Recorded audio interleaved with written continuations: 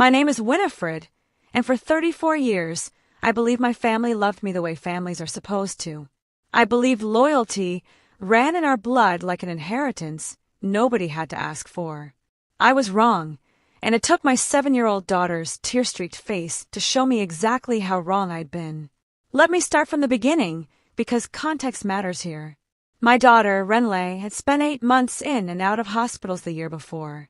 A rare autoimmune flare that attacked her joints without warning, stealing her ability to walk some mornings and leaving her exhausted by noon on the good days. I quit my evening shifts at the accounting firm to be home with her. I emptied a small savings account I'd built since her birth. Not enormous, but enough to cover specialist visits insurance wouldn't touch. I called it, in my head, her safety fund. I never told anyone the exact number. I never needed to. It existed for one purpose only, to make sure that no matter what happened to Renley's body, she would never wait on care because of what our bank account could or couldn't cover in that particular month. To understand what happened at that wedding, you first have to understand what my sister and I were to each other long before either of us became mothers or brides. Kinsley is 3 years younger than me, and from the time she could talk, she filled rooms in a way I never learned to. At family dinners, she told stories that made adults laugh until they cried. At school events, teachers remembered her name before they remembered mine. I don't say this with bitterness, or at least, I've spent years telling myself I don't. I found my own place beside that brightness, the reliable one, the one who remembered birthdays and drove people to appointments and never needed anyone to remember mine. I built a life that didn't require an audience, and for a long time, I thought that made me the stronger sister. I understand now it just made me the quieter one, and quiet, in my family, often got mistaken for consent. By the time my younger sister Kinsley got engaged to a man named Holt, Renley was finally in remission. Pale still, thinner than she used to be, but walking, laughing back in school. That recovery felt like the first real miracle of my adult life, and I wanted to protect it the way you protect a candle flame in wind. Kinsley's wedding planning consumed our family for 6 months. She was always the sister people called the bright one, quick with a joke, effortless in a room, the one my parents, Dashiell and Bernadette, introduced first at gatherings. I'd learned young not to compete with that. I built my own quiet life instead, a steady job, a small house, a daughter who thought I hung the moon. I didn't need to be the bright one. I needed to be the steady one. Somewhere in those 6 months of planning, I noticed small things I chose to ignore. Kinsley asking me to cover a vendor deposit just until the joint account clears. My mother mentioning, almost in passing, that Kinsley's budget had gotten a little tight, but that everything was handled. I remember feeling a small flicker of unease each time, the kind you get when a door in your house doesn't quite latch shut. I didn't investigate. I told myself family helps family, and besides, I had a daughter with fragile joints and a mountain of medical paperwork to manage. I didn't have room in my head for anything else. I wish, now, that I had made room. The wedding was set for a Saturday in early autumn at a vineyard 2 hours from our hometown. Kinsley asked Renley to be a flower girl, and Renley said yes, so fast she nearly knocked over her lemonade. 4 weeks, that was all she talked about. The dress, the basket, the walk down the aisle in front of everyone. I watched my daughter, who had spent nights crying from joint pain she couldn't explain to her second-grade friends, light up over rose petals and satin shoes, and I thought, this is good. This is exactly the kind of ordinary joy she deserves. The morning of the wedding, everything moved fast. Photographers directing family groupings. A day of coordinator with a clipboard and a headset. Kinsley radiant in white, snapping at bridesmaids about hairspray and shoe scuffs, the kind of bride nerves everyone waves off as normal. The photography session ran long.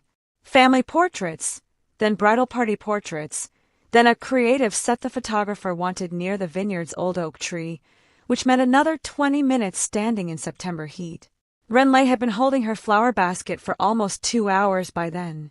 I noticed her shifting her weight, favoring one leg, the same subtle tell she used to give before a flare.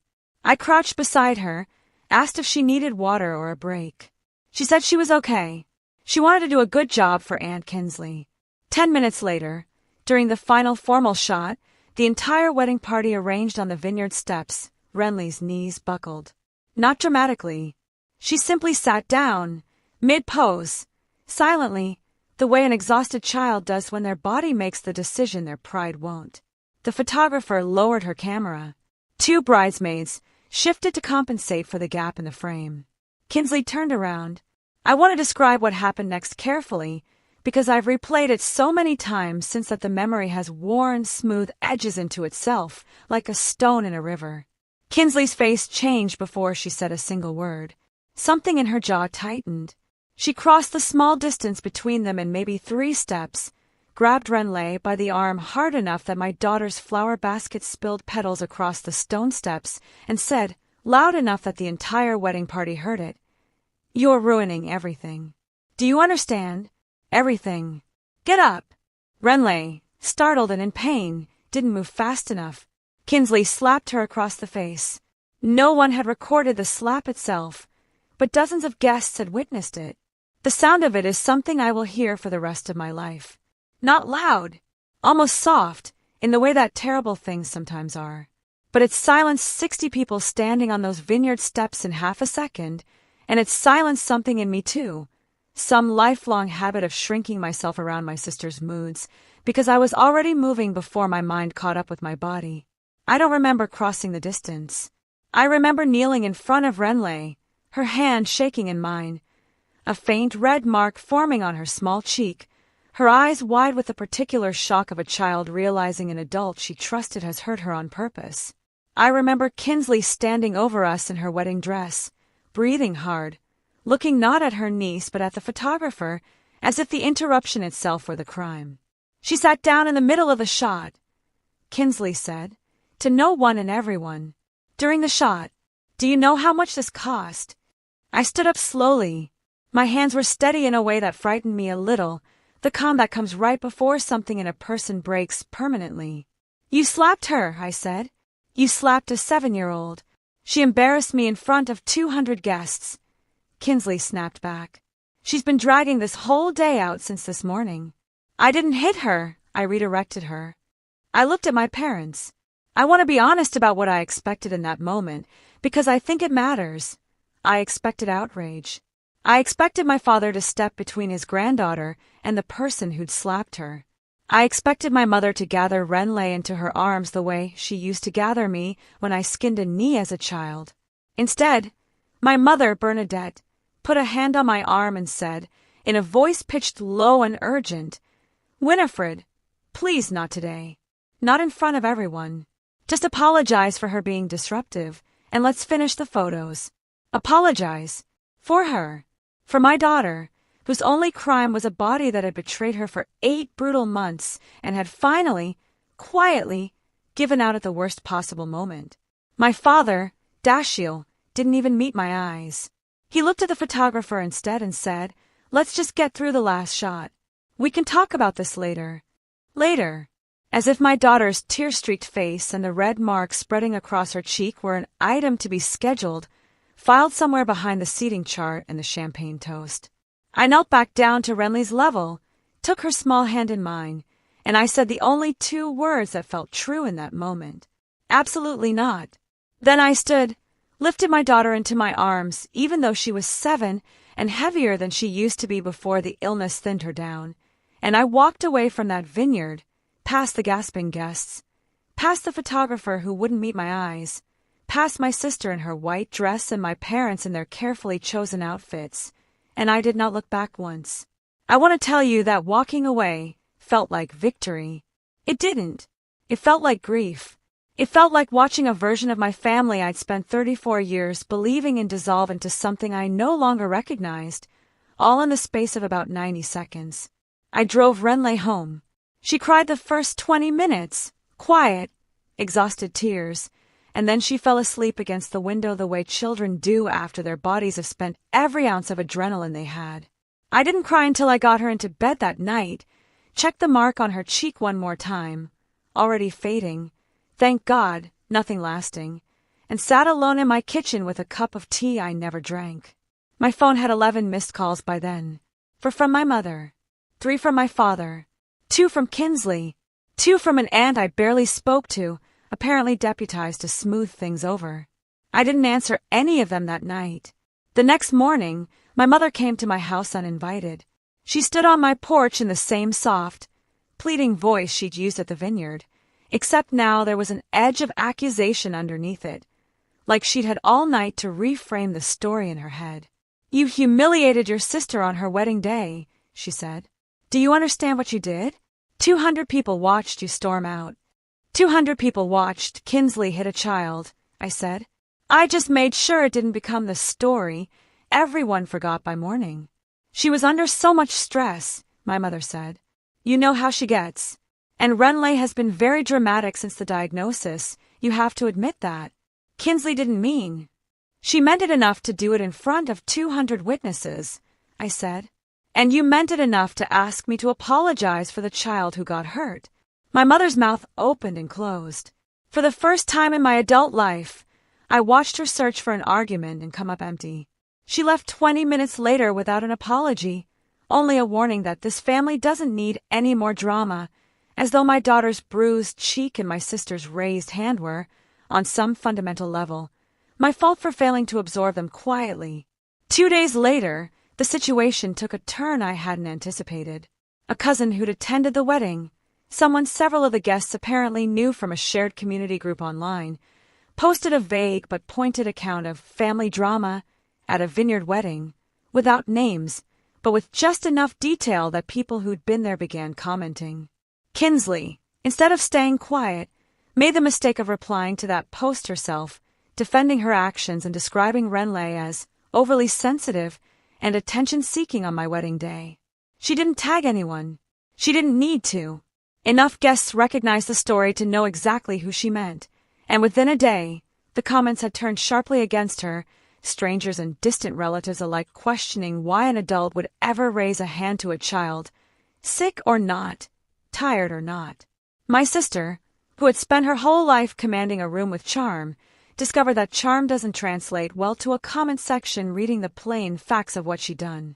I want to pause here and tell you something about myself that becomes important later. I've worked in accounting and financial records for 11 years. It's precise, unglamorous work, the kind of career people forget exists until they need it. I mention this because 2 days after the wedding, while going through Renley's medical fund to pay a follow-up specialist bill, I noticed something that made my stomach drop through the floor. $8,400 was missing from an account I hadn't touched since March. At first, I assumed a banking error. I called the credit union. What I learned over the next hour unraveled something I hadn't even known was still standing.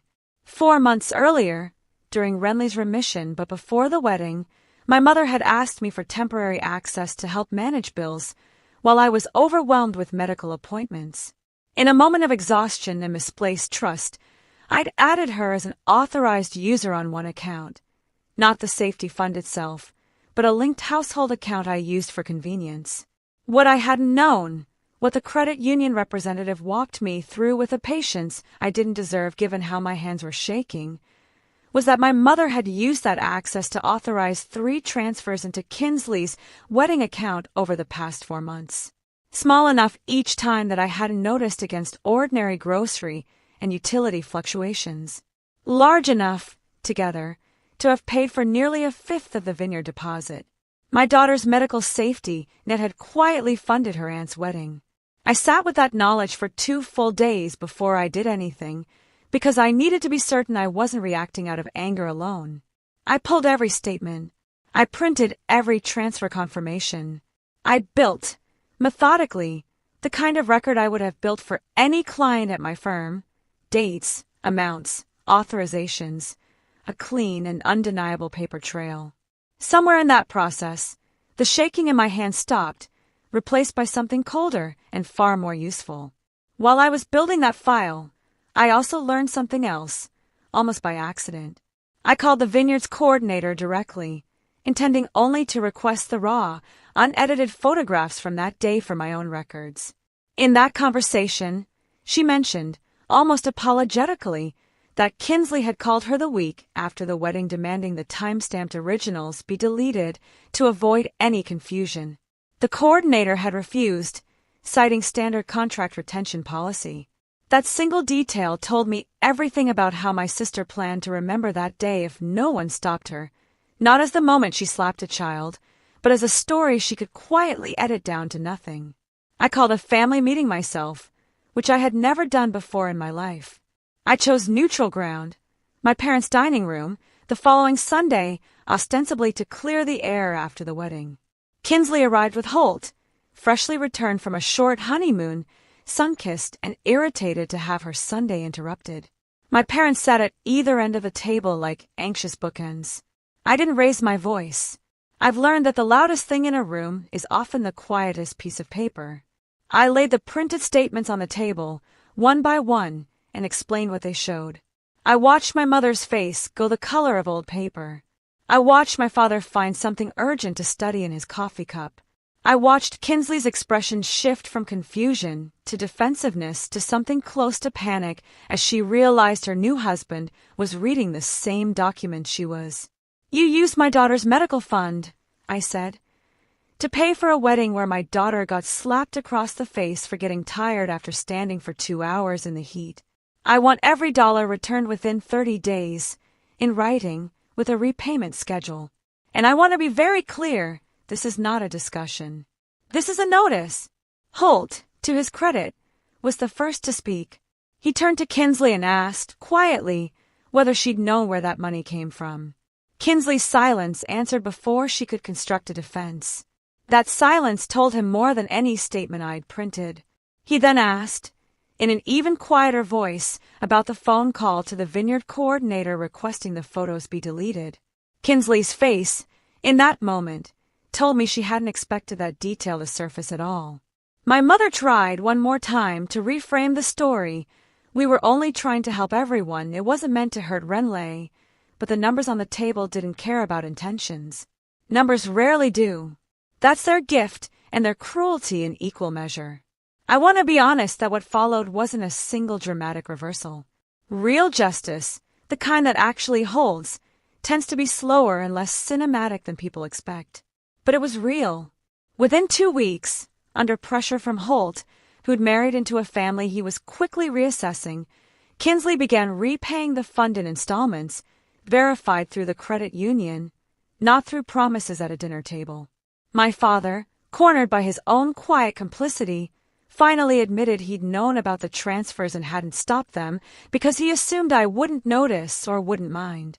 My mother never fully apologized. Some people are constitutionally incapable of that particular sentence, but she stopped calling to ask me to smooth things over for Kinsley because there was nothing left to smooth. A week after that family meeting, the aunt who'd called twice the night of the wedding, my mother's older sister, a woman named Corinne, who'd always positioned herself as the family's unofficial peacekeeper, reached out to me directly for the first time since I'd walked out of that vineyard. I expected another round of the same script. Smooth things over, think of the family, don't make this bigger than it needs to be. Instead, she told me something that surprised me. She said she'd stood close enough to see the slap land, close enough to see Renly's face crumple, and that she'd spent every day since regretting that she hadn't said anything in the moment. She apologized plainly, without qualifiers, and asked if she could see Renly again sometime on my terms, whenever I felt it was right. It was such a small thing compared to everything else, but it was the only apology in that entire family that didn't come wrapped in an excuse, and I found myself surprised by how much that mattered to me. I told her yes, eventually, on a Sunday afternoon weeks later, and watching her kneel down to Renly's height and simply say, "I'm sorry I didn't help you that day," taught me something my own parents never managed to grasp, that an apology doesn't require a defense of the person who caused the harm. It only requires acknowledging that the harm happened. The online fallout didn't disappear either. Weeks later, my mother mentioned, in the clipped tone she uses when she's delivering bad news disguised as small talk, that Kinsley had quietly left the community group altogether after a handful of former bridesmaids stopped responding to her messages. I felt no satisfaction hearing that.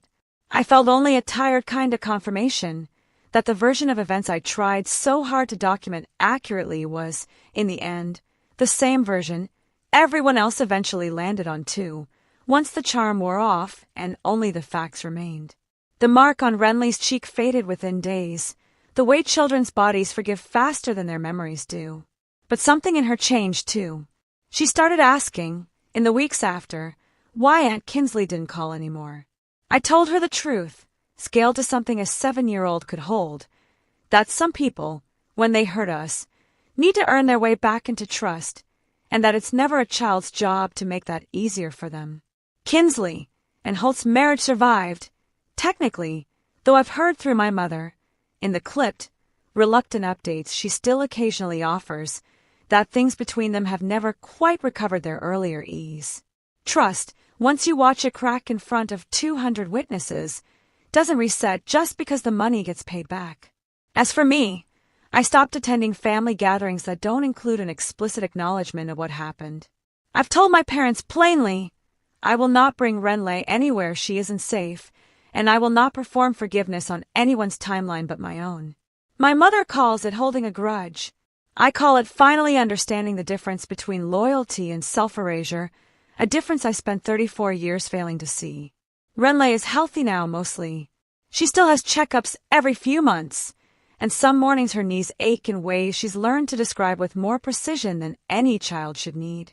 But she walks into every room, now the way she used to before the diagnosis, like it belongs to her.